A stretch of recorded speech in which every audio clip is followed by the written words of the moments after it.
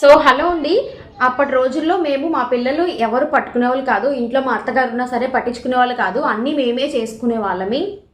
మీ మామయ్య గారికి కూడా అసలు పిల్లల్ని అప్పచెప్పే వాళ్ళమే కాదు, ప్రతిదీ మేమే చూసుకునే వాళ్ళమే అని చెప్పి చాలామంది డైలాగులు వేస్తుంటారు. అలాంటివి విని ప్రతిదీ మనమే చేసుకోవాలి. సో మా అత్తగారు ఇలా చేసుకున్నారు, మా వాళ్ళ అత్తగారు ఇలా చేసుకున్నారు కాబట్టి మనం కూడా ఇలాగే ఫాలో అవ్వాలని చెప్పి చాలామంది ప్రతి ఇంట్లో పని ప్రతిదీ తన మీద వేసుకోవడం, తను కూడా అమ్మో చిన్నపిల్లల్ని పెట్టుకుని అన్ని పనులు చక్కగా చేసుకుంటుంది అనే మాట కోసం చాలామంది ఓవర్గా స్ట్రెస్ అయిపోతూ ఉంటారు. అది మీకు ఇప్పుడు తెలియదండి, ఫ్యూచర్లో తెలుస్తుంది. అలాంటి మాటల్ని పట్టించుకోకుండా మన బాడీకి ఎంతైతే రెస్ట్ అవసరమో అంత రెస్ట్ అనేది మీరు ఇవ్వండి.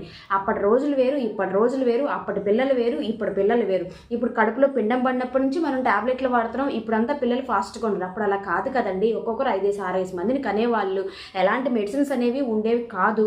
పల్లెటూరులో ఉండేవాళ్ళు, తోడు నీడ ఉండేవాళ్ళు. ఇప్పుడు అలా కాదు. జాగ్రత్తగా ఉండండి.